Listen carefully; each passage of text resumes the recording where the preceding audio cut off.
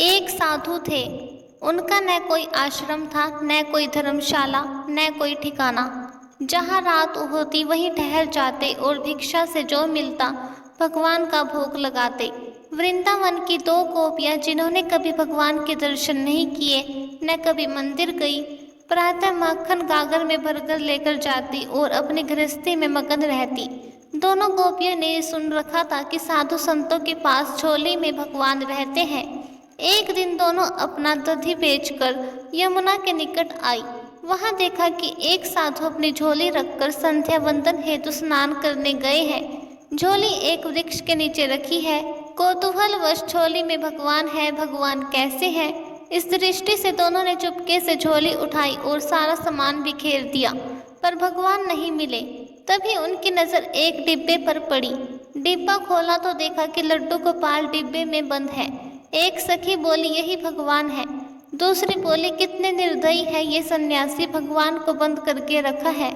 पहली सखी, देखो बेचारे भगवान के हाथ पैर सब टेढ़े हो गए हैं। दूसरी, बेचारे बंद जो रहते हैं, हाथ पैर हिलाने की जगह भी नहीं है।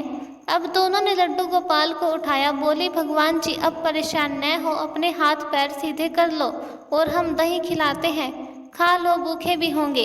दोनों ने भगवान की मूर्ति को सीधा करना शुरू किया। भगवान को भी उनकी सरलता पर आनंद आ रहा था, वे भी मुस्कुरा रहे थे। जब वे थक गई लेकिन हारी नहीं, तो भगवान को हारना पड़ा। लड्डू गोपाल की मूर्ति सीधी हो गई, भगवान सीधे खड़े हो गए। दोनों ने भगवान को नहलाया और दही खिलाया। फिर बोली, अब लेटो, आराम करो। वह सीधी मूर्ति डिब्बे में नहीं जा रही थी। तब तक वह महात्मा जी आ गए। दोनों डरकर भागी।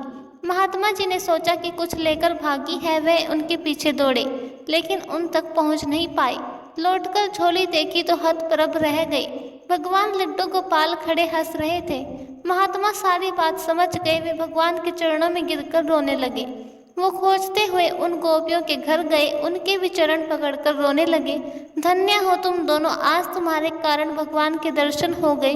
जीवन भर संग लिए घूमता रहा पर सरल नहीं बन पाया। कथा भाव। नवता भक्ति में सरल भक्ति महत्वपूर्ण है। भगवान भाव और सरलता पर रीझते हैं। हम जीवन में सरलता नहीं ला पाते, यही हमारी विडंबना है। आइए हम सब प्रण लें कि अपने जीवन को सरल बनाएं। दोस्तों, ऐसी ही और कहानियों को सुनने के लिए हमारे channel the quest of spirit से जुड़े रहिए। धन्यवाद।